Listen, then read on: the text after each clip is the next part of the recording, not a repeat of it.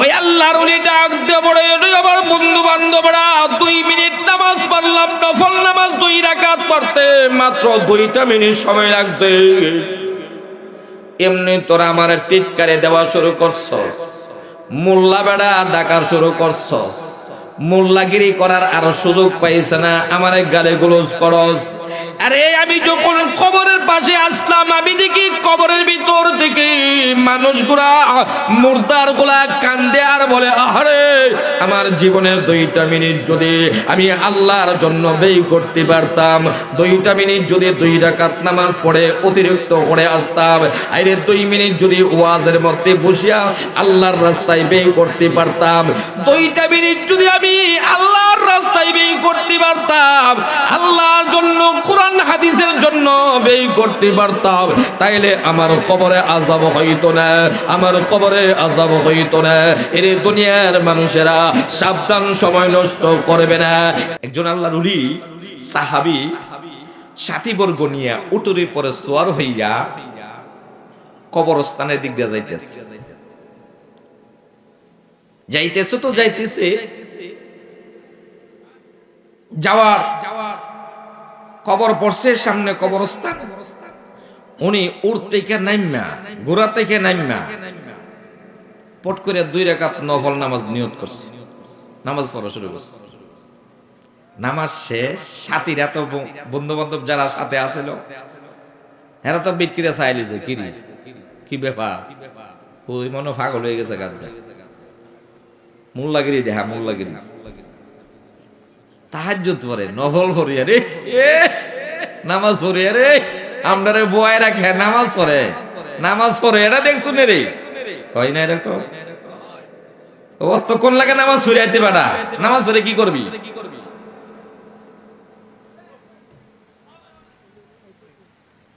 নামাজ উনি 2 রাকাত নামাজ পড়াই সালাম ফিরানোর পরে কি যে কিউ আরে বাবা, আমরা রাইখা নামাজও দাঁড়ায় লাগে কেন?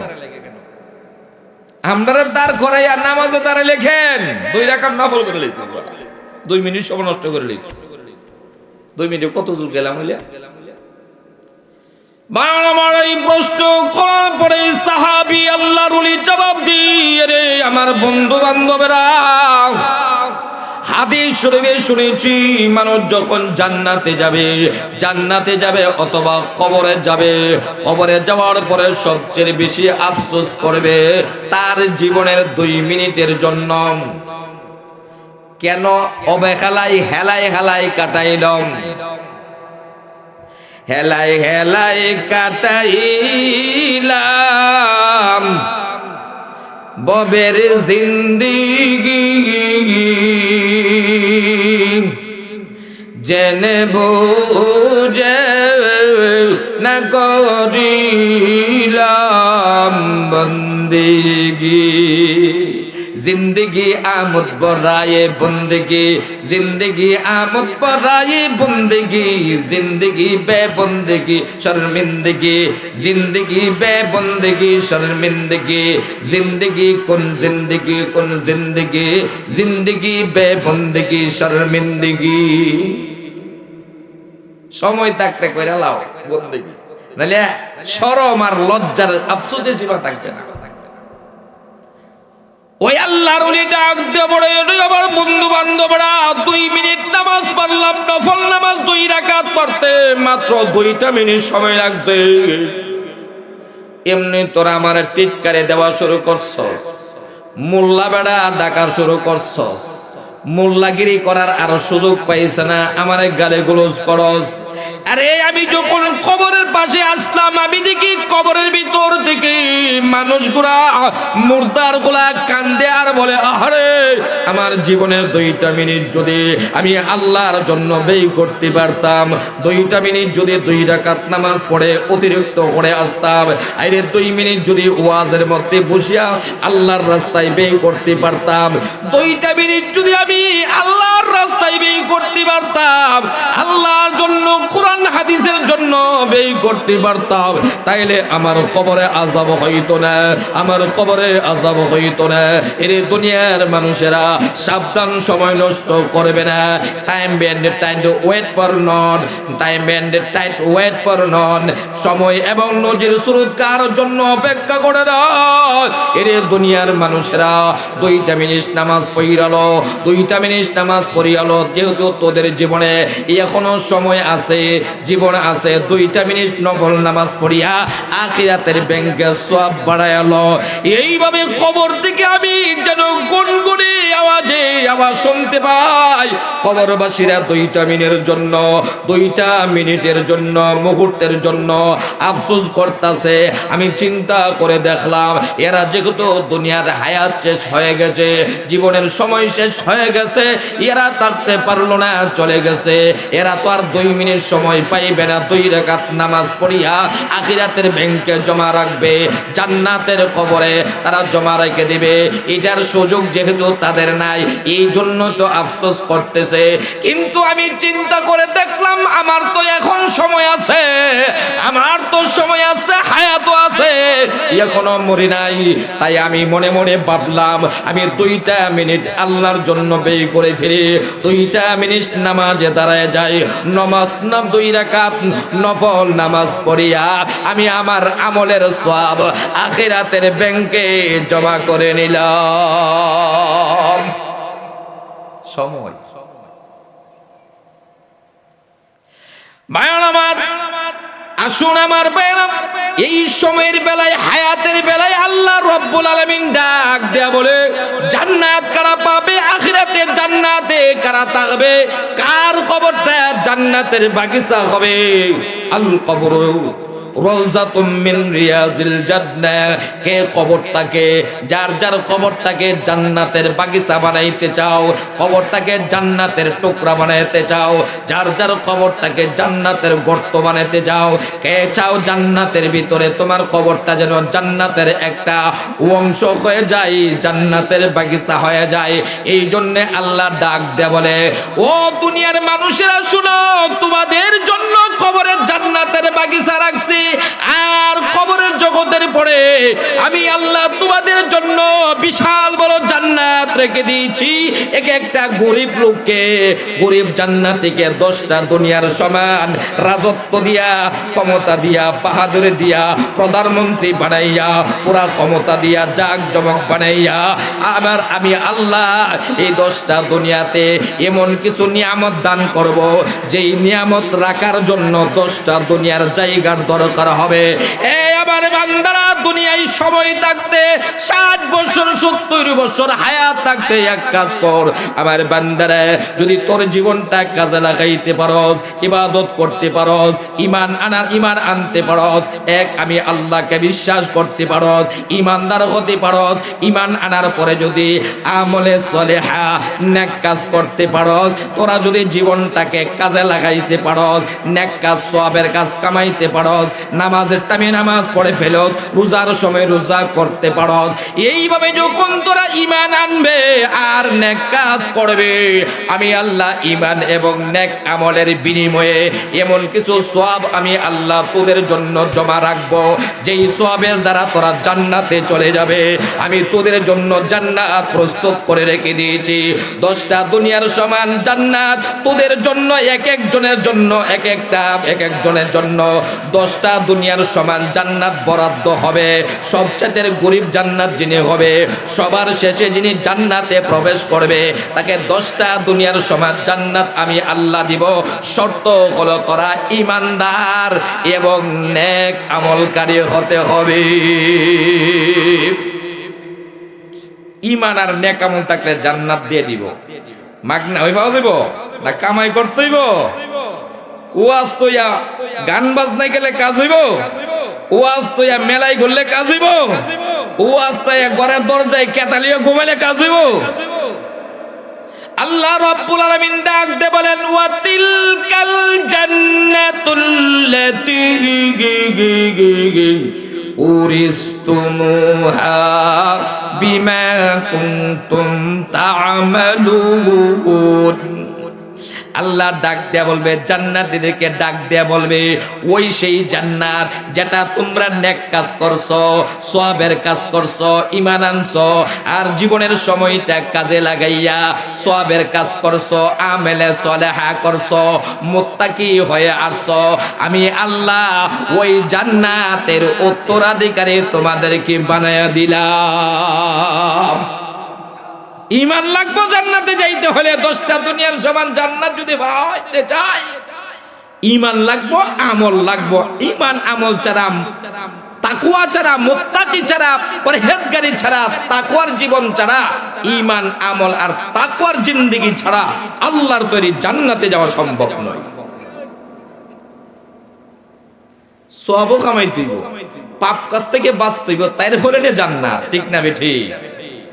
ভাইয়ার আমার, জান্নাত না নিরিবালাই কলা নইন, বাহারে গাফলত ইয়াতে দিঘাস্তি নিগি, দেখ জান্নাত উসকো দরশস্তি নিগি, বাহারে গাফলত ইয়াতে দিঘাস্তি নিগি, দেখ জান্নাত উসকো দরশস্তি নিগি। এ গাফেল, এ অলস, এই জন্য কি তোরে আমি পাঠাইছি দুনিয়াতে? তোর অস্তিত্ব কি এমনি হয়েছে? এমনি তোরে পাঠাই দিছি যে তুই নাচবে, গালবে, চলবে, মনের মতো ঘুরবে, ফুর্তি করবে, আনন্দ করবে, খাও দাও, ফুর্তি করো। এই জন্য তোরে আমি পাঠাইছি, এই জন্য তোরে আমি জন্ম দিয়া পাঠাইছি, প্রস্তুত করছি, তৈরি করছি। দেখ জান্নাত উসকো দরশস্তি নিগি, এলাই গালাই সময় কাটাইলে, গাফলতের জিন্দেগি কাটাইলে, সময়গুলা যদি তোরা কাজে না লাগাইতে পারস, ঈমান না আনতে পারস, সময় দিয়া আমলে সলেহা নেক কাজ, ভালো কাজ না করতে পারস, এবং পাপ কাজ থেকে বিরত না থাকতে পারস, তাইলে জানিয়া রাখ জান্নাত এত সস্তা নয়। জান্নাত কি নানির বাড়ির কলা যে নানির বাড়ি থেকে খাইলাম, নানা আদর করে দেলাইব, নানি আদর করে দেলাইব, মামার বাড়ি, মামার বাড়ি আবদা। জান্নাত, জান্নাত পাইতে হইলে কিছু নেক কাজ করতে পারে। জান্নাত তো আমাদের জন্য বানাইছে আল্লাহ। একটু মেহনত করলে, একটু শ্রম দিলে, একটু সাধনা করলে, একটু কষ্ট করলেই জান্নাত আমরা দিয়ে নেবে। বান্দা একটু কষ্ট করে আসতেন, একটু কষ্ট করতেইব। আর নবীজি বলেছেন, ইন্নাল জান্নাতা উফফাত বিমাকারিহি, আর জান্নাত একটি কষ্ট জিনিস দ্বারা আবৃত করা হয়েছে, কষ্ট জাতীয় জিনিস দ্বারা জান্নাতকে বেষ্টন করা হয়েছে। যদি জান্নাত পাইতে চাও, একটু কষ্ট ফারি দিয়েই লাভ দাও। শীতের মধ্যে নামাজ পড়তে কষ্ট লাগে না? সকালবেলা উঠতো জি একটা কষ্ট, এই কষ্টটা সহ্য করে লাভ দাও মুর্শিদা ফললে কারবার হয়ে গেছে গা।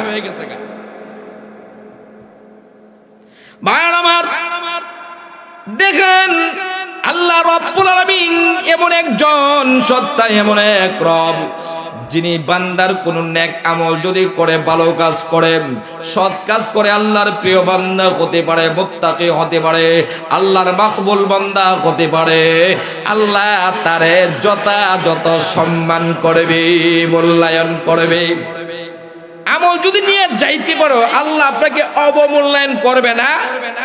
ওমা কাদারুল্লাহি হাক্কা কদরিহি, আল্লাহ যথাযথ মূল্যায়নকারী বান্দার, কিন্তু বান্দা আল্লাহর যথাযথ হক আদায় করে না।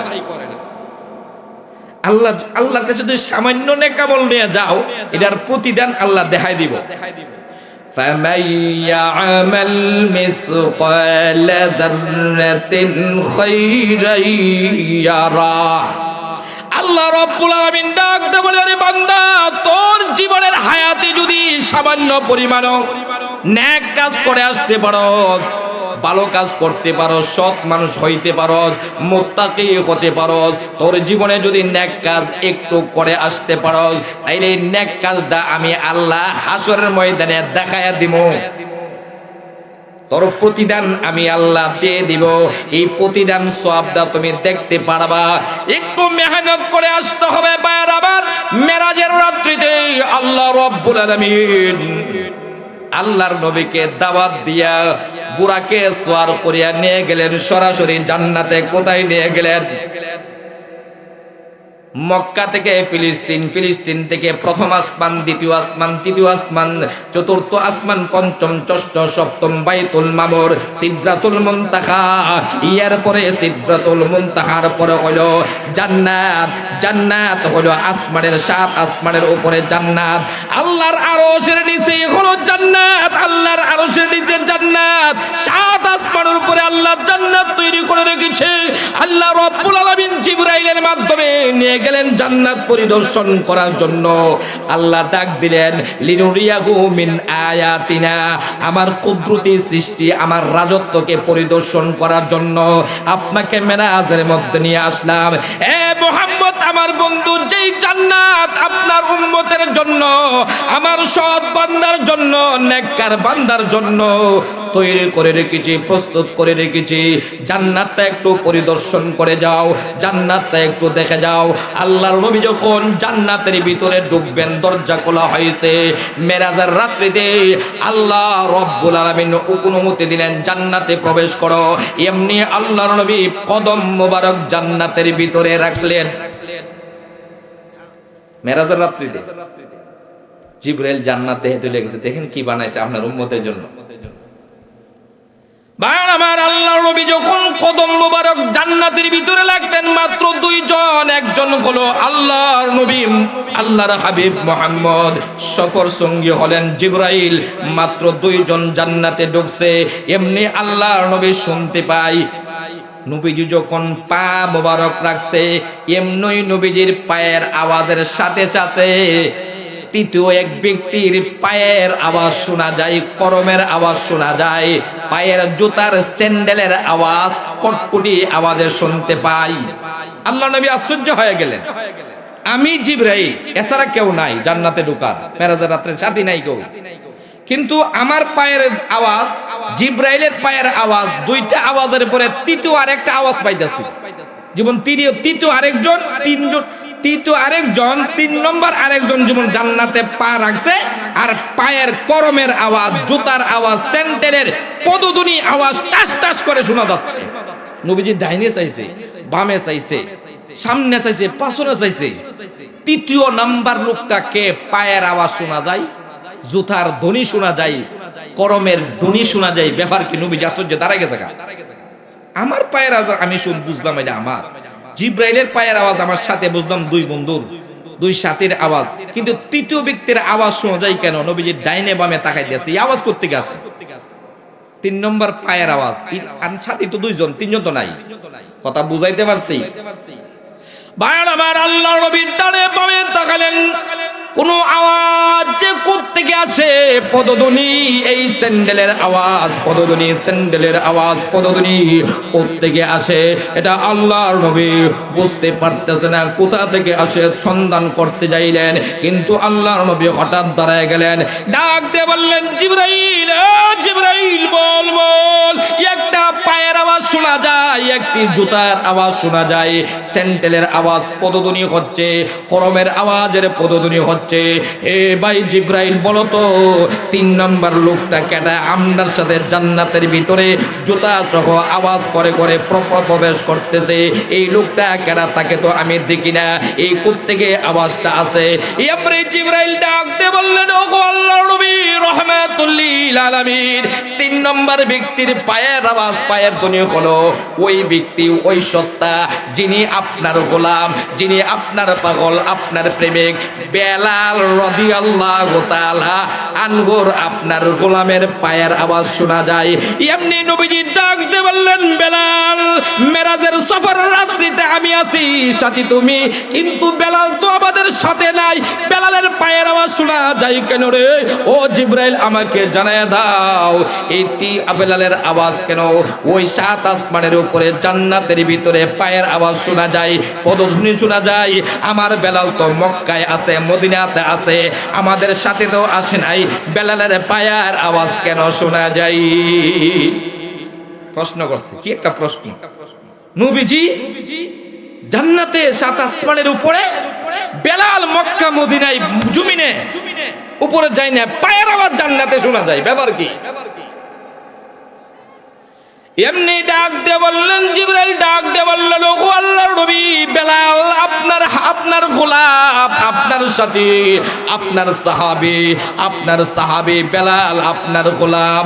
যদিও মক্কায় মদিনায় পৃথিবীর জমিনে পা রাখে, বেলাল যখন পৃথিবীতে পা রাখে কদম মুবারক দিয়ে হাঁটাহাঁটি করে, এই পায়ের আওয়াজ, পায়ের দুরি আল্লাহর আরশ থেকে শোনা যায়, আল্লাহর আরশ থেকে শোনা যায়, আল্লাহর আরশে শোনা যায়। আপনার বেলাল, আপনার বন্ধু, আপনার সাথী, আপনার গোলাম আল্লাহর এত প্রিয় হয়ে গেছে, এত কাছের মানুষ হয়ে গেছে, আল্লাহর এত সান্নিধ্য লাভ করছে, আল্লাহর এত মাকবুল বান্দা হয়ে গেছে, আল্লাহর এত গ্রহণীয় বান্দা হয়ে গেছে, এত নেক আমল করছে, এমন ঈমান আনছে, এত নেক আমল করছে, এই নেক আমলের কারণে আল্লাহর প্রিয় হয়ে গেছে, আল্লাহর খাস বান্দা হয়ে গেছে। বেলাল যদিও আজকের এই মেরাজের রাত্রিতে মক্কা মদিনার পৃথিবীতে পা রাখে, কিন্তু ওই পায়ের আওয়াজ আল্লাহ রাব্বুল আলামিন জান্নাতের ভিতরে পৌঁছায়া দেয়। বেলালের জন্য আল্লাহ জান্নাত বরাদ্দ করে দিয়েছে, কারণ আপনার সাথে সাথে কিয়ামতের বিচারের পরে আপনার সাথে আপনার গোলাম বেলালও আপনার গোড়ার লাগাম ধরে ধরে জান্নাতে প্রবেশ করবে।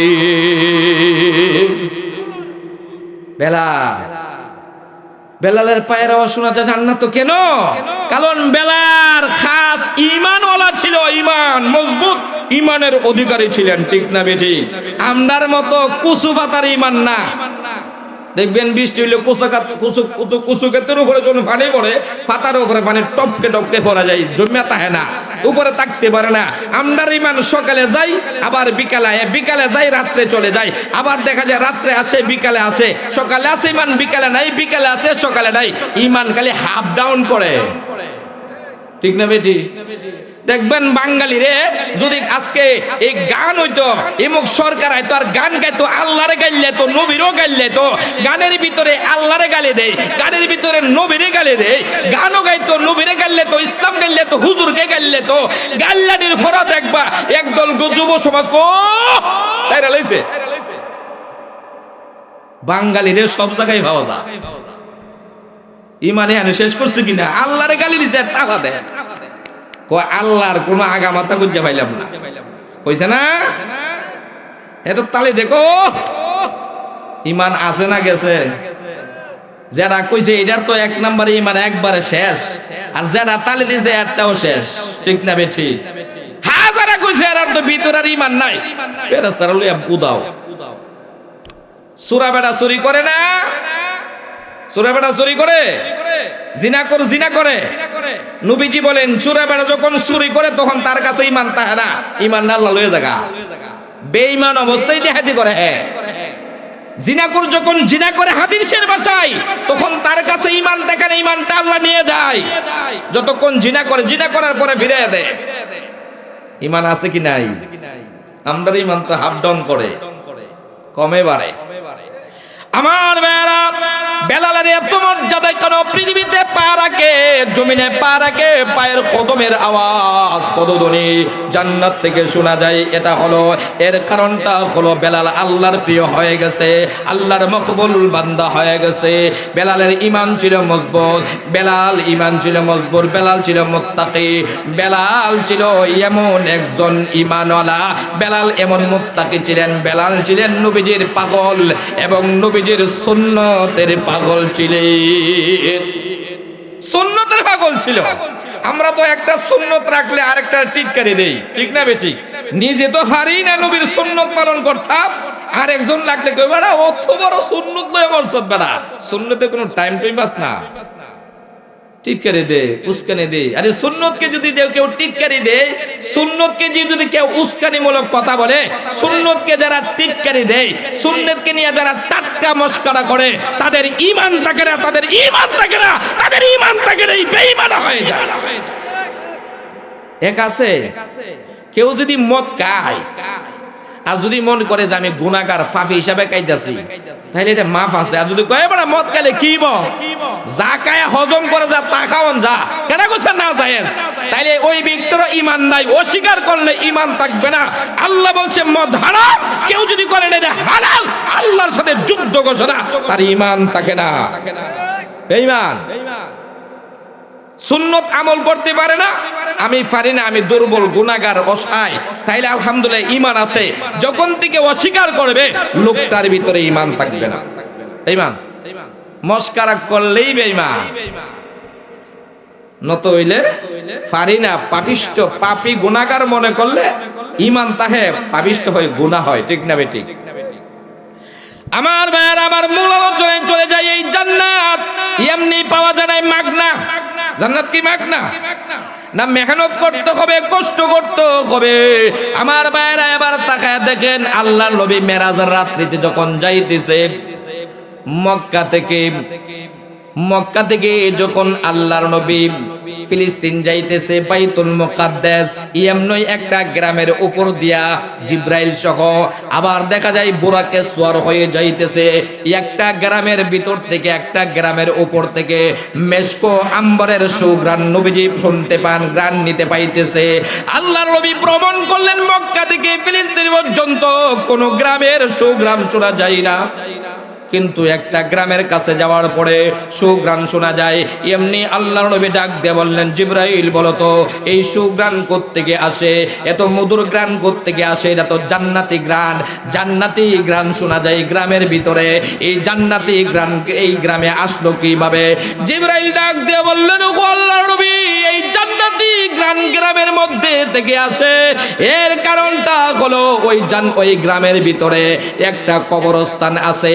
ওই কবরস্থানের ভিতরে একজন মহিলাকে দাফন করা হয়েছে।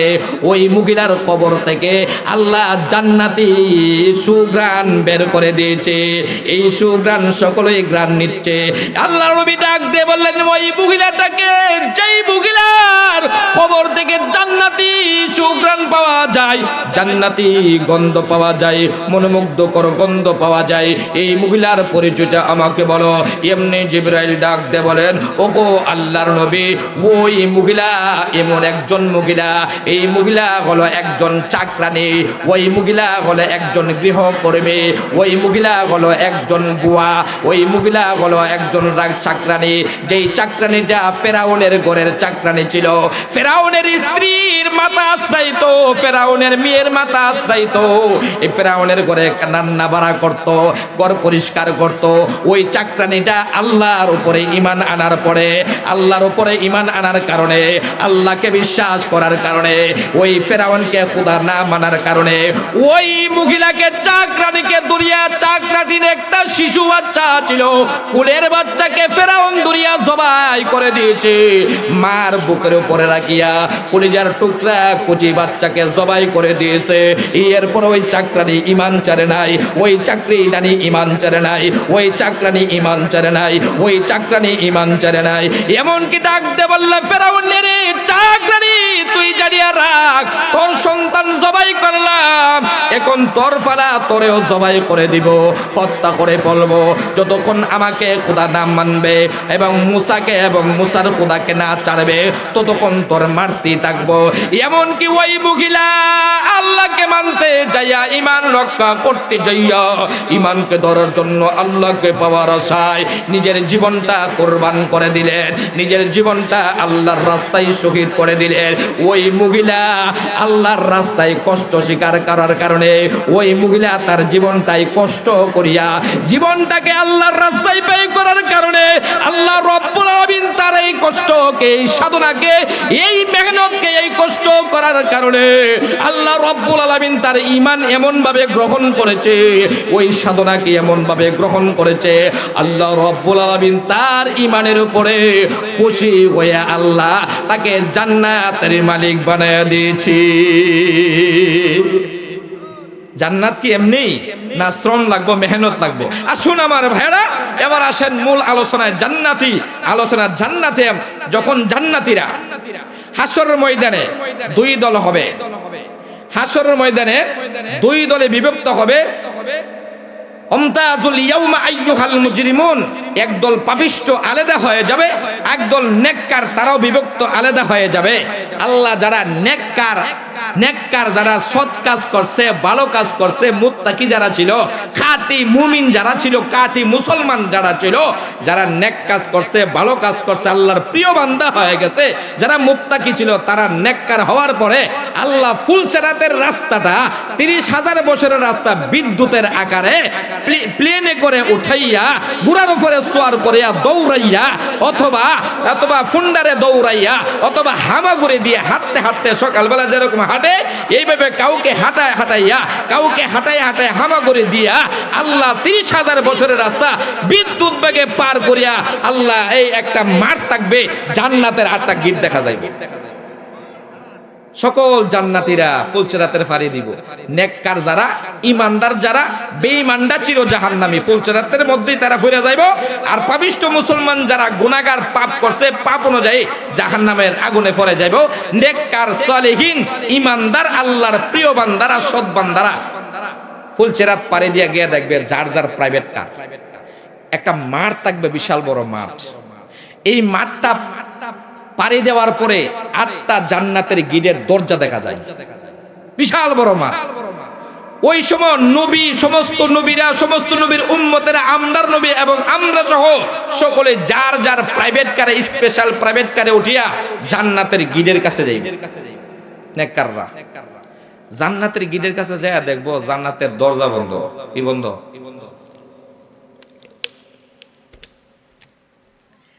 জান্নাতি লোকেরা 50,000 বছর থাকছে সূর্যের নিচে হাসরের মাঠে। কবর জগতে যে করে শেষে মারা যাবে, তাও 40,000 বছর থাকবো। কয় হাজার বছর? কিয়ামতের আগে যে শেষে মরবো তাও 40,000 বছর কবর জগতে থাকতে হইব। তাহলে কবর জগৎ শেষ লোকটা 40,000 বছর, আবার হাসরের ময়দানে 50,000 বছর, ফুলসেরাত আবার ফারে দিল 30,000 বছরের রাস্তা। এতগুলি সময় পার করে এবং জান্নাতের টিকিট নিয়ে, জান্নাতের আল্লাহর দেওয়া জান্নাতের কাগজ নিয়ে, জান্নাতের সিল নিয়ে প্রাইভেট কারে উঠিয়া যখন জান্নাতের গিটের কাছে যাবে, এত কষ্টের ভরে যায় দেখবো তালা কেমন লাগবে। সকল নবীর গিয়ে দেখবো তালা, সকল নবীর উম্মতরা গিয়ে দেখবো তালা, আমরা গিয়ে দম তালা। আমরা যারা নেক কাজ করছি, ইমান রাখছি, কষ্ট করছি, মেহনত করছি, গিয়া দেখবো তালা। তালা তখন তো জান্নাতীরা আর সহ্য হইতো না। কই না যে খাইতে সহ্য হয়, বাড়তে সহ্য হয় না। ঠিক না বেটি? স্ত্রী যদি ভাতটা বাড়তে দেরি হয়, এমনি মুগুর দেখ আর শুরু করে। আর হেম খাইবার লই এক লোকমা দিয়া মোবাইলে কথা করছে আধা ঘন্টা। কয় ঘন্টা? পিড়ি গালি কর দেখছেন নি, ওহন কানারি কাও না, কেউ নই না। বাড়তে সই, খাইতে সই না। ঠিক না বেটি? খাইতে সই, বাড়তে সই না। তো জান্নাতীরা এত কষ্টের পরে পাগল হয়ে যাবো গা। আরে আল্লাহ তো সব দিয়ে দিছে, মনে হয় আল্লাহ চাবিটা দিতে বলল। ঠিক না বেটি? জান্নাতীরা টেনশনও হয়ে যাবো গা, যখন জামু সবকিছু বাড়ি দিয়ে আছি, ডাইরেক্ট শ্বশুরবাড়ির মতো আইছি, দামাম জামাই, জান্নাতি মেহমান। জান নাই জান্নাতি মেহমান তো জামাই আদরে থাকবো জান্নাতে। এখন যাবে এই মুহূর্তে, দেখে দরজা তালা, বুঝতে মারা তালা, একবারে লক লাগানো দরজা, লক। 8টা জান্নাতের দরজা বন্ধ। সমস্ত নবীর উম্মতরা দরজা বন্ধ দেখা এবার টেনশনে পড়ে যাবে, দরজা কেমনে খুলি। সকলে মিলে মিটিং করবে। উত্তম শ্রেণীর লোকেরা, উত্তম জান্নাতীরা, শ্রেষ্ঠ জান্নাতীরা এবং সম্মানিত সর্বোচ্চ জান্নাতীরা, যারা বড় জান্নাতি হবে, যারা দাম বেশি, আবু বকর, উমর, উসমান এবং অন্য নবীর উম্মতেরা, এরকম বড় বড় দামি দামি উম্মতেরা সবাই বৈশা পরামর্শ করবে যে জান্নাতের চাবি করতে গেলে দরজা কেমনে খুলি। মিটিং করবো। দেখেন না গভর্নমেন্টিং নির্বাচনে কেমনে ভোট দেওয়া, গভর্নমেন্টিং, বাড়ি মিটিং, বাজারে মিটিং, মিটিং মিছিল। ঠিক না বেটি? বড় সমাবেশ, কেমনে ভোট আনা যাবে। ঠিক না বেটি? তো জান্নাতীরা গিয়া মিটিং এ বসবো, কেমনে জান্নাতে দেব। এখন তো নির্বাচনে চিন্তা করে কেমনে ক্ষমতা যাইবা, পাড়ায় বড় হইলো। ঠিক না বেটি? গ্রাম সারা করে ভোট লইয়া আমরা ক্ষমতা লইতে হইব।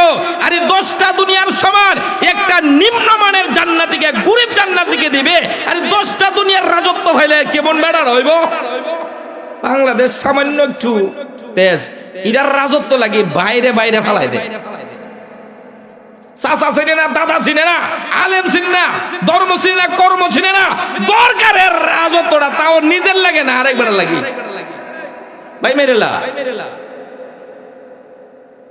ব্যবসাতে উড়াই দে, ঠিক না বেটি? 10টা দুনিয়ার রাজত্ব লয়ে গেছে, ইরাকে হারাইলিছে, চোখটা বন্ধ লিতে পাইলিবা। এখন জান্নাতীরে যাওয়ার পরে শেষ করতে যায় দেখবে, পরামর্শ করার পরে চিন্তা করবারি, এক কাজ করি, আমাদের পিতা, আদি পিতা আদম নবী, আব্বা তো জান্নাতে আসিল, আব্বা জানে জান্নাতের চাবি কোথায়, কেমনে ঢুকন লাগে, কেমনে বাইরে হল লাগে, আব্বা জানে। চলো আমরা আব্বার কাছে যাই, গিয়া জান্নাতের চাবি আনার জন্য সুপারিশ করি, যেন জান্নাতের চাবির ব্যবস্থা করে, তালা খোলার ব্যবস্থা করে, সকলেই মিলিয়ে আব্বার কাছে যাই। কারণ সকলেই তো আমরা আদম সন্তান, ঠিক না বেঠি? তখন সকলেই আমরা জান্নাতীরা, অন্য নবীর উম্মতেরা জান্নাত পাওয়ার আশায় আদম নবীর কাছে যাই। আমরাও যাবো থাকলে, ঠিক না বেঠি? আমার সমস্ত জান্নাতের মিলিয়া, এলের শ্রেণীর লোকেরা মিলিয়া, উত্তম শ্রেণীর লোকেরা, সর্বোচ্চ জান্নাতীরা একত্রিত হয়ে পরামর্শ করবে, আব্বার কাছে যায়, তালাবদ্ধ, এবার তালা লক আছে, এই তালা খোলার জন্য আমরা আমাদের আব্বার কাছে, আদি পিতা আমাদের আব্বা তো জান্নাতে ছিল, আল্লাহর জান্নাতে ছিল, আমাদের আব্বা বের করে দিবে চাবি কোথায়, সুপারিশ করার জন্য আয়া যায় আব্বার কাছে আবদার করে। এবার সকল জান্নাতের মিলিয়া একত্রিত হইয়া, সকলে মিলিয়া তন্ন করে ওই জান্নাতের প্রবেশ করার যে একটা মাঠ, ওই ময়দানের মধ্যে সন্ধান করবে, অনুসন্ধান করবে, তালাশ করতে থাকবে, আদম কোথায় আছে, আদম কোথায় আছে, আব্বা কোথায় আছে। এরপরে এক পর্যায়ে তারা দেখবে এই মাঠের এক কোনায় আদম ইয়া নাফসি করে আফসোস করে, ইয়া নাফসি, আল্লাহ আমারে বাঁচাও, আল্লাহ আমারে বাঁচাও, আল্লাহ আমারে বাঁচাও।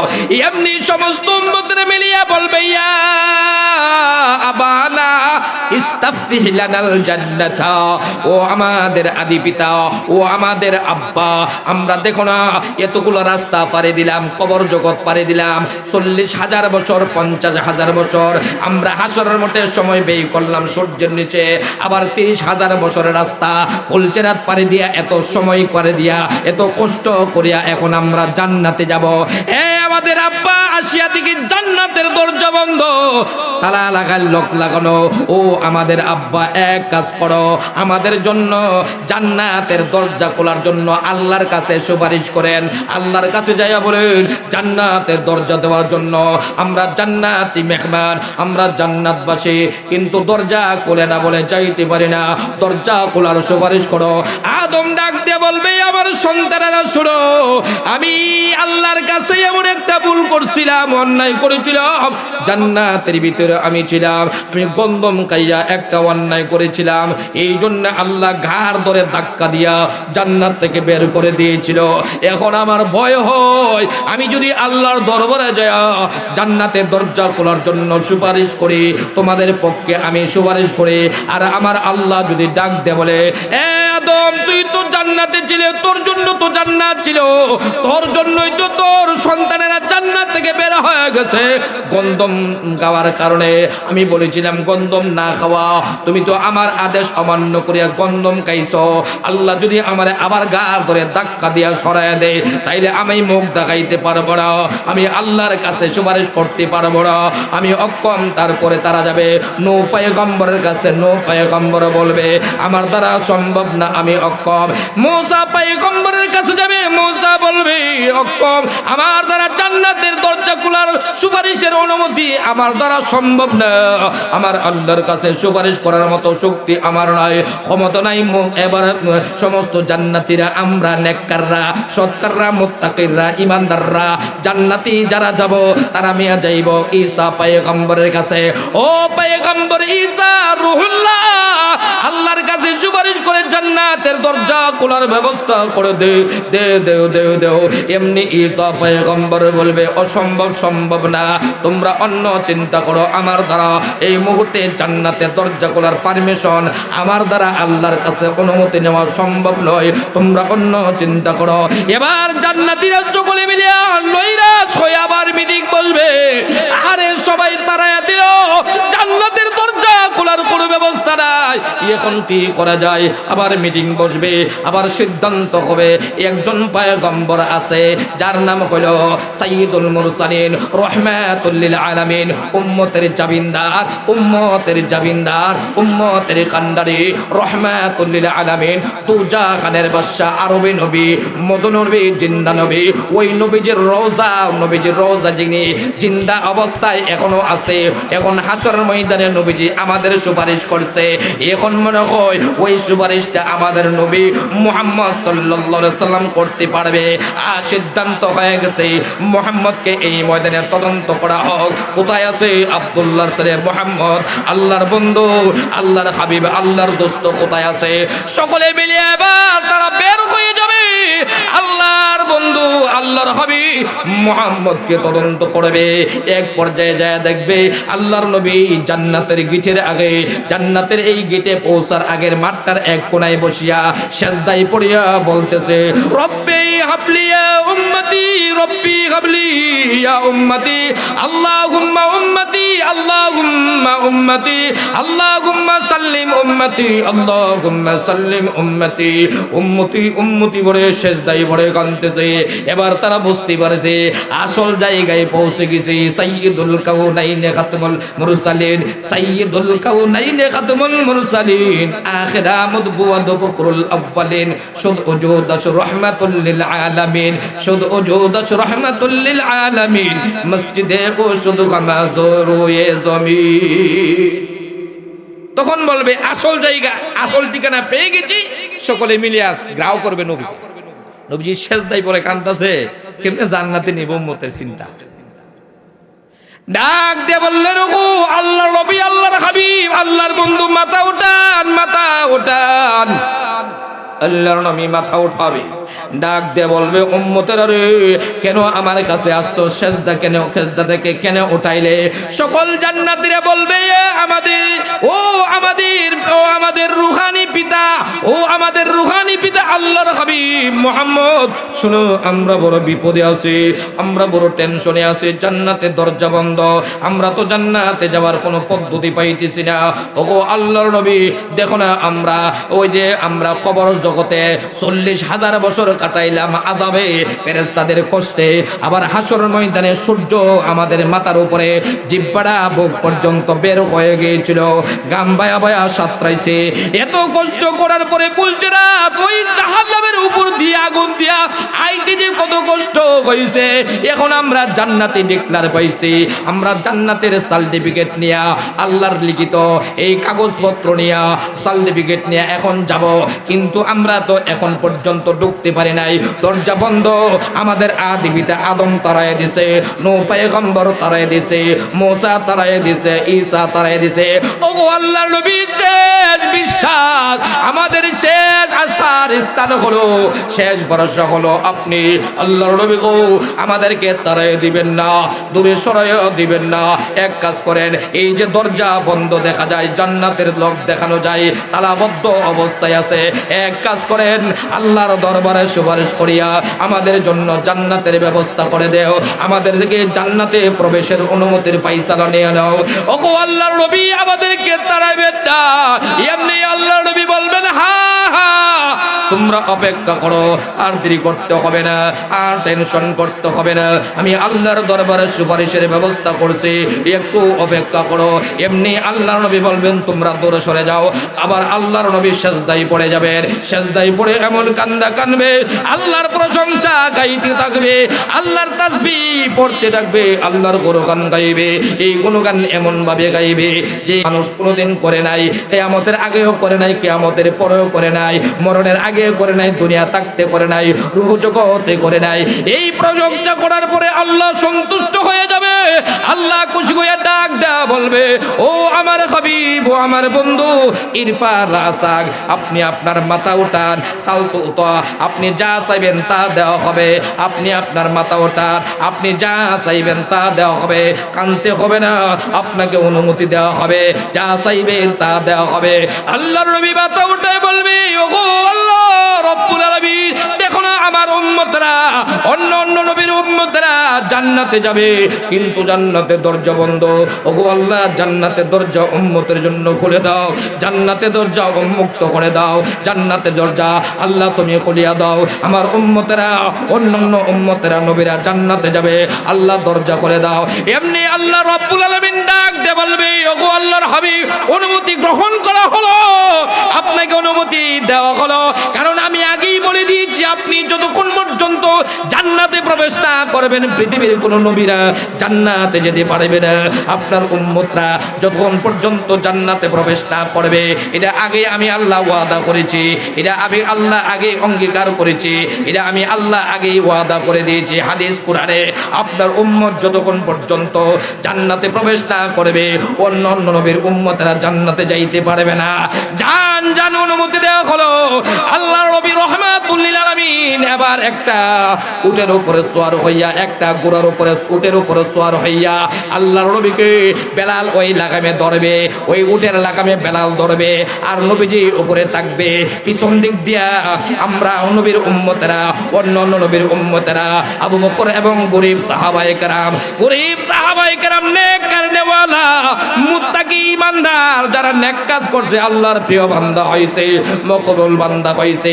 পাছন দিক দিয়া লিডারকে সামনে দিয়া, লিডার অফ দা মুহাম্মদ হবেন সেদিন লিডার, নেতা হবে লিডার, জান্নাতে প্রবেশের লিডার হবে, নেতা হবে, নির্বাচিত হবে মুহাম্মদকে ঘোড়ার উপরে স্পেশাল গাড়িতে সওয়ার করাইয়া এবার বেলাল লাগামে ধরবে। সাহাবীরা মিছিল সহ আহলান সাহলান, মারহাবা মারহাবা স্বাগত জানাইয়া, মুবারকবাদ জানাইয়া, সংবর্ধনা জানাইয়া, জান্নাতি ফুল পড়াইয়া আল্লাহর নবীকে সামনে আগাইতে দিবে। এক পর্যায়ে জান্নাতের গিজের কাছে আল্লাহর নবী যাবেন। আল্লাহর নবী যাইয়া কলিং বেল বাজাইবেন, কলিং বেল বাজাইবেন, দরজায় কটকটি দিবেন। কটকটি দেওয়ার সঙ্গে সঙ্গে ওই জান্নাতের পাহারাদার রেদওয়ান ফেরেশতা ডাক দিয়ে বললেন, মান্না, ডাক দিয়ে বলবেন, মান আংতা, কে গো আপনি, কে আপনি জান্নাতের দরজায় কলিং বেল বাজাইলেন, এত সাহস করতে গিয়ে পাইলেন? জান্নাতে আসার ক্ষমতা তো কেউ নাই, কলিং বেল বাজাইবার ক্ষমতা কারো নাই, কে আপনি দরজা খোলার জন্য পারমিশন চাইছেন? এমনি আল্লাহ নবী ডাক দিয়ে বলবেন, আরে মুহাম্মদ, আমি আব্দুল্লাহর ছেলে মুহাম্মদ, আল্লাহর বন্ধু, আল্লাহর হাবিব মুহাম্মদ। এমনি রেদওয়ান ফেরেশতা ডাক দা বলবে, হা হা, আল্লাহ তো আগেই বলে দিয়ে গেছে, এই রেদওয়ান ফেরেশতা পাহারাদার সাবধান করে নিয়ে বসে থাকবে, অস্ত্র নিয়ে বসে থাকবে, যতক্ষণ পর্যন্ত মুহাম্মদ না আসবে, আমার বন্ধু, আমার হাবিব জান্নাতে যতক্ষণ গিয়ে না আসবে, ততক্ষণ পর্যন্ত দরজা খোলার পারমিশন নাই। প্রয়োজনে গুলির অর্ডার, প্রয়োজনে গুলির অর্ডার, প্রয়োজনে দরজা থেকে তারায় বের দেওয়া হবে, কিন্তু তারপরে ঢুকতে দেওয়া হবে না। যেদিন তুমি শুনবা আমার বন্ধু মুহাম্মদ জান্নাতে দরজায় কলিং বেল বাজাইছে, ওই দিন আর দেরি করা যাবে না, ওই দিন আর দেরি করা যাবে না, বিয়াদবি করা যাবে না। যখন পরিচয় দিবে সঙ্গে সঙ্গে দরজা খুলে দিবা। ওগো আল্লাহর নবী, আমরা তো এই জান্নাতের গিটের মধ্যে প্রতীক্ষায় শত শত বছর পর্যন্ত অপেক্ষায় আছি, কখন আসবে আল্লাহর হাবিব, কখন আসবে আল্লাহর বন্ধু মুহাম্মদ, কখন আসবার, কখন দরজা খুলবো, পারমিশন পাইব, এই অপেক্ষায় আছি।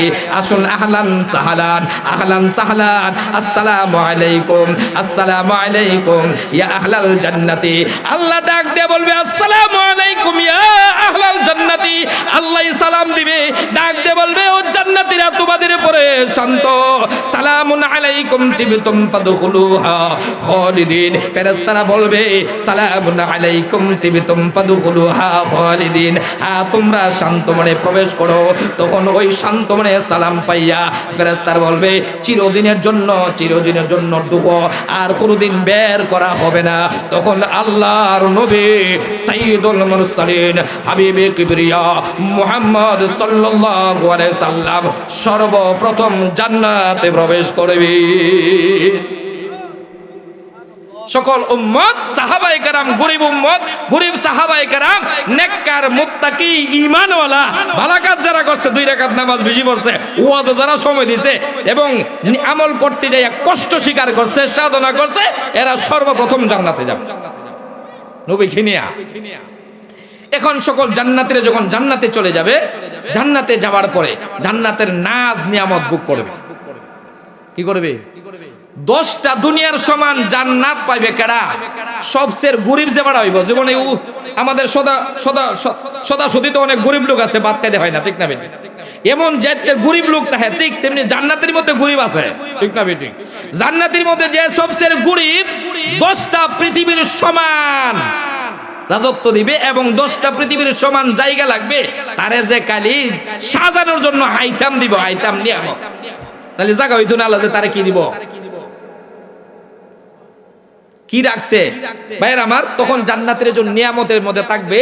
জান্নাতে গিয়া যে চেয়ারও সইবে আলঙ্গ 6666 তালা, একটা জান্নাতের মালিক একজনে। আরে বাবারে কই কিনা, এক একটা তালার দূরত্ব হবে এই পৃথিবী থেকে আসমানের দূরত্ব যতটুকু, এক এক তালার দূরত্ব ততটুকু। তালাটা কত বড়? গোপালদি বাজারে 7 তালা বিল্ডিং এর মতো। এক তালা হইতে পৃথিবী থেকে আসমানের দূরত্ব, পৃথিবী থেকে আসমানের দূরত্ব হাদিসের ভাষায় হলো 500 বছরের রাস্তা। আর কিন্তু হাদিসের ভাষায় আল্লাহ সংক্ষেপ বুঝাইছে কতশো বছরের রাস্তা দিয়েছে আল্লাহই জানে। জান্নাতে গিয়া ঘুমাইবে আরামায়া সুখে, ঝাঁক জমক বাসা। তো এই নিম্নমানের জান্নাতের কাছে 80,000 খাদেম পাঠাইবো, 80,000 পুরে গিলমান, সুন্দর সুন্দর রূপসী যুবক থাকবে, একবারে ডগডগে যুবক। 80,000 খাদেম। উস্তাদ কি লাগবে বলেন? 80,000 গোলাম। উস্তাদ কি লাগবে? উস্তাদ পানি, উস্তাদ এই সেই কি লাগবে আপনি? ওই যে কষ্ট করছো, নবীজি বলেছেন দুনিয়ার তিক্ততা আখিরাতের মিষ্টতা, ঠিক না বেটি? আর দুনিয়ার মিষ্টতা আখিরাতের তিক্ততা হীরা, আর দুনিয়ার কষ্ট আখিরাতে মজা আর মজা, ঠিক না বেটি? আমার ভাইরা 80,000 খাদেম, 72 জন স্ত্রী। কয়জন? একটার পরে 2টা বিয়াত গেল, ওই পরের স্ত্রী মামলা, বাপের ভাই এমন জায়গায় ঘরে জায়গা নাই, বেড়া ফলায় বাচ্চা ই বউলিয়াও আরেক দেশে গিয়া বসবাস করার লাগে, ঠিক না ঠিক? 72 জন রূপসী স্ত্রী দেওয়া হবে। এক একটা স্ত্রী এত সুন্দর হবে, এত সুন্দর হবে, একটা আঙ্গুলের মাথা যদি আসমান থেকে ভেবে দেয় আঙ্গুলের মাথাটা, নখটা, তাহলে সূর্যের আলো ফুইরা চারকার হয়া তার আঙ্গুলের আলো দিয়া পৃথিবী আলোকিত হয়ে যাবে। কেমন সুন্দর, কাল্যাণীর মতো নাক দিয়ে হানি পড়ে, ঠিক না বেঠিক? গিনা লাগে, মুহ এত দুর্গন্ধ, দাঁত পড়া না। আর মেয়ে এই জান্নাতি হুরদের গ্রান কি মনে হবে? কেমন গ্রান হবে? জান্নাতি হুরদের মুখের যে তুথু সেব, এরা যদি পৃথিবীর সাগরে, আটলান্টিক মহাসাগরে, পৃথিবীর সমস্ত সাগরের মধ্যে ফেলে দেওয়া হয় একটু তুতু, তাইলে সমস্ত এই লবণাক্ত পানি একবারে মিষ্টি সুস্বাদু মধুর চেয়েও স্বাদ হয়ে যাবে। কেমন স্ত্রী নেবে ও? 72 জন সুন্দরীর উপর খায়া তো বেড়া, তার উঠতে যাইতো না, কোনো যাইতো না, সব তো কাছেই, রোমে রোমে সাজানো স্ত্রী বউ। আর কি বাড়িবার মন চাইব? হ্যাঁ, এক প্রেমিকার লাগে আর সারা রাত্র গিয়া দরজা সিবাত পোলাইতে কলা গাছের সিবাত। ঠিক না বেঠিক? রাত্র কাটা দেয় আর চেহারাটা উহাই গেছে গা। চেহারা কি হয়েছে গা? গালগুলো ভাঙ্গা, নাক মুখ একবারে চাপ হয়েছে, গাঁজা করার মতো হয়েছে গা, কথা কইতে কইতে একটার আশায়। আর এই বেড়া যদি জান্নাতে 72টা ফালাই, এই যুবক 72টা ফালাই, এর কোটার চিন্তা আছে? এত হয়ে থাকবো, নাক ভরা যাবো, ঠিক না ঠিক? তো ভাইরা আমার, শেষ পর্যন্ত যখন জান্নাতীরা এইভাবে আরামায়েশে থাকবে তখন আল্লাহ তাআলা ডাক দিয়ে বলবে ওয়ালিল্লাযীনা আহসানুল হুসনা ওয়া জিয়াদা। আমার বাইরে আল্লাহ রাব্বুল আলামিন ডাক দিয়ে বলে, যারা সৎকার বান্দা হবে, নেককার বান্দা হবে, তাদেরকে আমি আল্লাহ তাদের পুরস্কার স্বরূপ সওয়াবের বদলা হিসেবে জান্নাত দিয়ে দিব। কি দিয়ে দিব? জান্নাত। ওয়া জিয়াদা, জান্নাতের বাইরে, এই নিয়ামতের বাইরে 10টা দুনিয়ার সমান জান্নাতের বাইরে ওয়া জিয়াদা, আরো অতিরিক্ত বাড়তি জিনিস দিব। কি দিব? জান্নাত তো পাইবো, এটা তো পাইছে, এরপর আল্লাহ বলবে ওয়া জিয়াদা। কোরআনে আল্লাহ বলেন তার চেয়েও বাড়তি জিনিস দিব, অতিরিক্ত আরেকটা জিনিস দিব, যারা জান্নাতের চেয়েও দামি। আচ্ছা, জান্নাতের চেয়ে দামি জিনিস কি পৃথিবীতে আছে? কেউ বলতে পারবেন? হ্যাঁ, জান্নাত তো দিবে আল্লাহ কইছে, আহসানুল হুসনা, যারা নেক কাজ করবে, সৎ হবে, মুত্তাকি হবে, ঈমানদারি, তো জান্নাত আমি দিয়ে দিব। ওয়া জিয়াদা, অতিরিক্ত জান্নাতের বাইরে আরো অতিরিক্ত আরেকটা স্পেশাল জিনিস দিব। আচ্ছা, জান্নাতের বাইরে স্পেশাল জিনিস কি, অতিরিক্ত জিনিস কি, বাড়তি জিনিস কি, আমরা জানি? এটাই তো ওয়াজ আজকের। হুজুর জান্নাতের উপরে কিছু নাই, আপনি আবার কোন বাড়তি কি দিব? জান্নাতের বাইরে আরো দামি জিনিস কি আছে? আমাদের জানা মতে, আমরা যা জানি, জান্নাতের মতো দামি, জান্নাতের মতো জান্নাতে যাইতে পারা, এর চাইতে দামি জিনিস, এর সাথে সৌভাগ্য আর পৃথিবীতে হতে পারে না, জান্নাত হইতে পারে না। কিন্তু আল্লাহ কো জিয়াদা, জান্নাতের যাওয়ার পরে তো সব দিলাম, বেডা বেডি সবই তো দিলাম, যা লাগবো তাই, স্ত্রীও দিলাম, খাদেম দিলাম, বউ দিলাম, এখন বাইরে জিনিস দিব, আর অতিরিক্ত জান্নাতের বাইরে আরেকটা দিব। এটা কি? এটাই তো আজকের ওয়াজ। জিয়াদা শব্দের অর্থ হলো জান্নাতের বাইরে, বাইরে জান্নাতের চেয়ে আরো বড় নিয়ামত আল্লাহ রাখছে, এটা আমরা জানি না, এটাই আজকের ওয়াজ।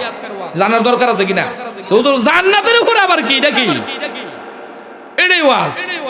ও জিয়াদা, জান্নাতের বাইরে জিনিস হলে আল্লাহ বলেন বাড়তি জিনিস দিব, অতিরিক্ত জিনিস দিব।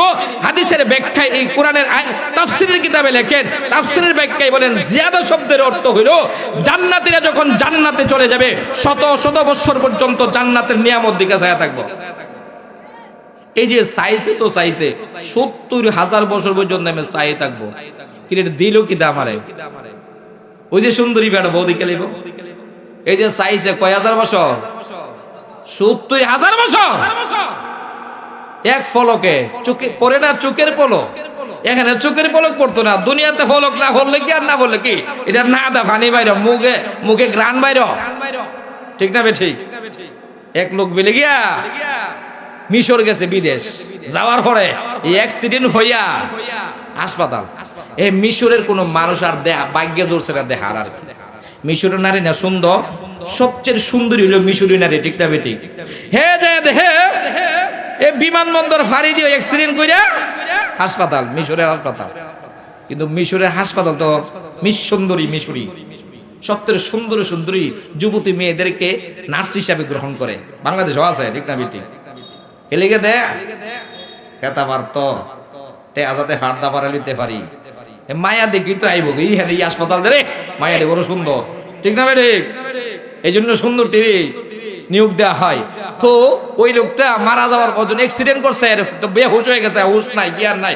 মিশরি নারী কোনোদিন দেখে না বাঙালি, নেওয়ার পরে একটু পরে হুশ আইছে। হুশের পর যে নার্স মহিলারা, সেবিকারা, নার্স সুন্দরী সুন্দরী রূপসী, বড় বড় চোখ, দেখার মতো জীবনেই মেয়ে দেয় নাই, এত সুন্দর, চকচকে সাদা, রূপসী, লাবণ্যময়, আকর্ষণীয়।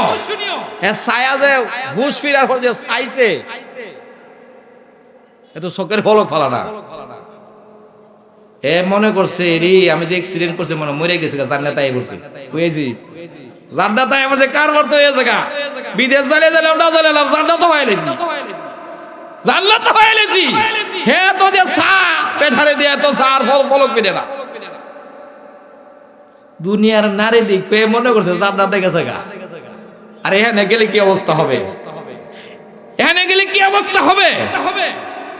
এই জন্য বলছিলাম আমার ভাইরা, অতিরিক্ত এই নিয়ামত জন পাইবে তখন তো আর অন্য কিছু মনে থাকবে না, ঠিক না ঠিক? অতিরিক্তটা কি? আল্লাহ বলেন ওয়া জিয়াদা, বাড়তি জান্নাতের এই নারীর চেয়েও, এই সুখের চেয়েও, জান্নাতের 10টা দুনিয়ার রাজত্বের চেয়েও আরো বাড়তি অতিরিক্ত দামি জিনিস রয়ে গেছে। সেটা তাফসীরের কিতাবে লেখেন, এই দামি জিনিসটা হলো সরাসরি আল্লাহর সাথে সাক্ষাৎ, আল্লাহর দিদার, আল্লাহকে দেখা। আল্লাহকে যখন জান্নাতের উপরে একটা মাঠ আছে, মাঠটার নাম হইলে ময়দানে মাজিদ, জান্নাতের উপরে আরশের নিচে বিশাল বড় একটা মাঠ থাকবে, একটা স্টেডিয়াম থাকবে। এই স্টেডিয়ামের ভিতরে আল্লাহ জান্নাতীদেরকে দাওয়াত দিবে, হে জান্নাতীরা, তোমরা তো আছো নারী লইয়া, তোমরা তো আছো সুন্দরী হুরিগিলমান লইয়া, তার চেয়ে মজা আমার একটা ওয়াজ হবে, সকলকে আমার ওয়াজে দাওয়াত দিলাম। ময়দানে মাঝিদে ওয়াজ হইব, ইওয়াজ আইতেছাও না, যারা ইওয়াজ আইব ইওয়াজও জায়গা পাইব, ঠিক না? আল্লাহ ওয়াজের দাওয়াত দিব, ক্যান্ডেলের দাওয়াত দিব। দরবারে যাই না আমরা কত দরবারে, এই দুনিয়ার দরবার কি বড় দরবার হবে জান্নাতের আরশের নিচে ময়দানে মাজিদে আল্লাহর দিদার, আল্লাহর সাক্ষাৎ, আল্লাহ সরাসরি বান্দার সাথে কথা বলবে। আল্লাহ 70 পাল্লা পর্দা উঠায়া প্রকাশ হইয়া আল্লাহর তাজাল্লি বাস্তব চেহারা মুবারক দেখায়া বান্দার সাথে কথা বলবে। হুরে গিলমা জত্তে নিয়ামত হায়তো, হুরে গিলমা জত্তে নিয়ামত খায়তো, सबसे बढ़कर नियामत दीदार तो, सबसे बढ़कर नियामत दीदार तो, जन्नत दोज़ख से या रब क्या करूं, जन्नत दोज़ख से या रब क्या करूं, आरज़ू है मैं तुझे देखा करूं।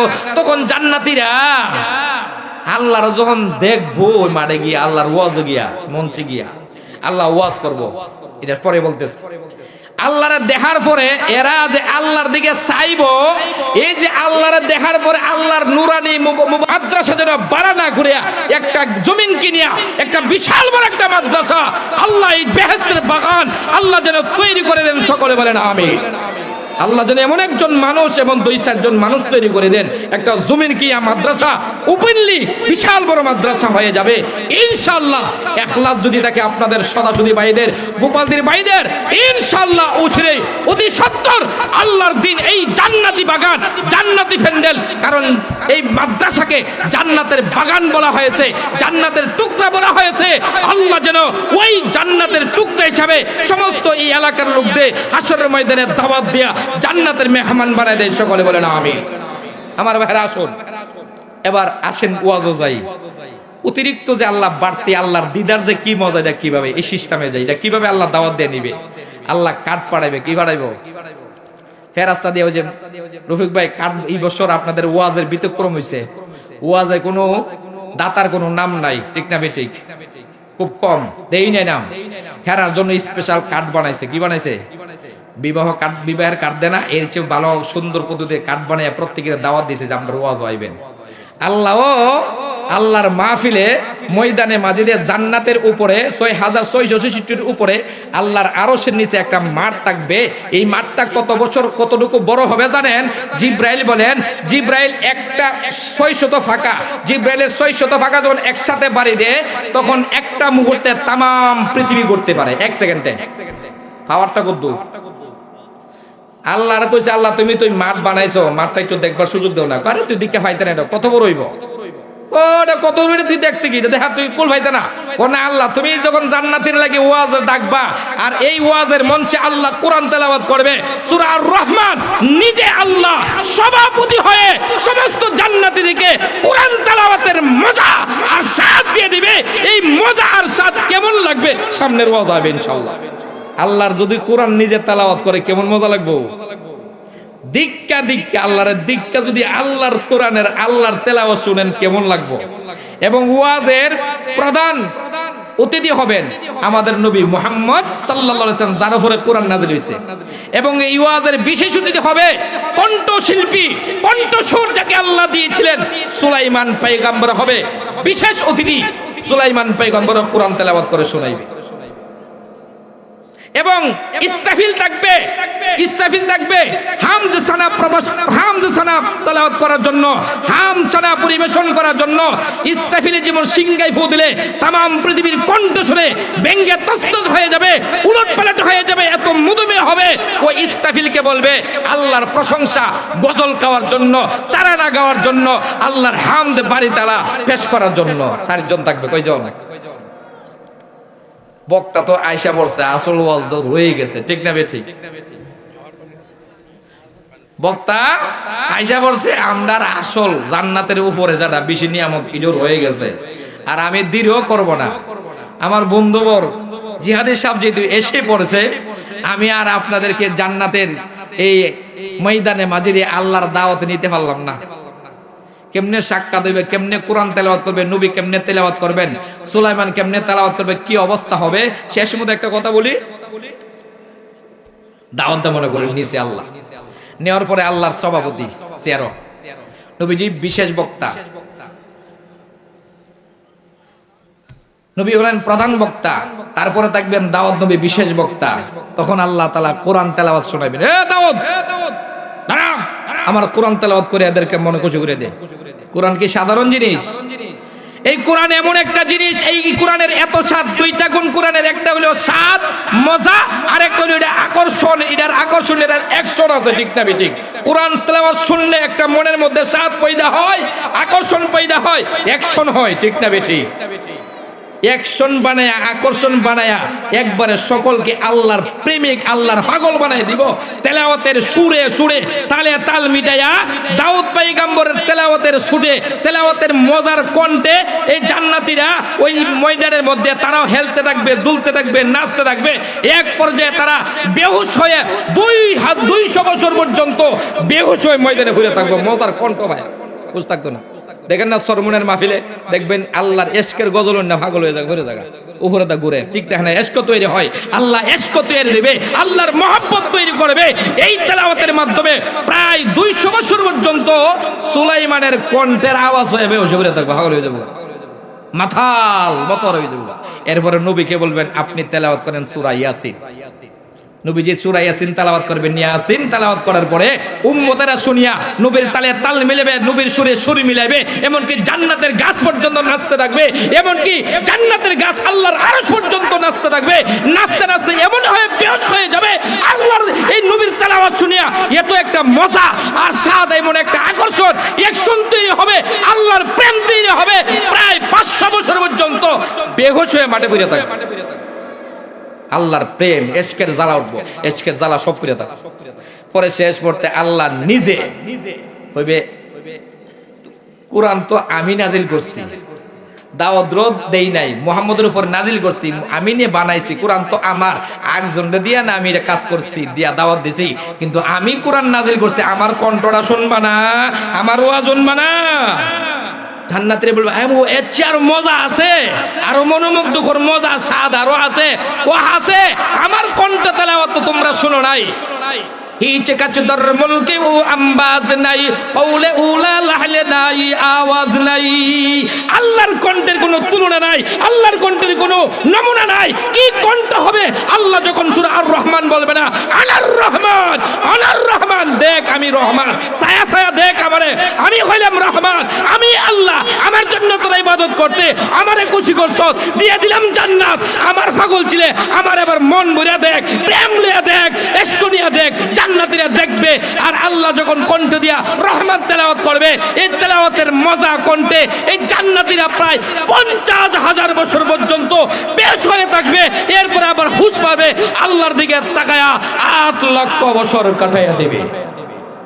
ওই মজা ওই আল্লাহ যাইতাম না, না জান্নাতে যা, ও না মজা তো আল্লাহ আপনারে দেখা জান্নাতের চেয়েও অতিরিক্ত, জান্নাতের চেয়েও বাড়তি, জান্নাতের চেয়েও মজা হলো আল্লাহর দিদার, আল্লাহর সাক্ষাৎ। আল্লাহ তাআলা আমাদের সকলকে, সকল মুসলমান ভাইদেরকে ঈমান সহ, আমল সহ, মুত্তাকি সহ পরবর্তীতে জান্নাত হওয়ার তৌফিক দান করুন।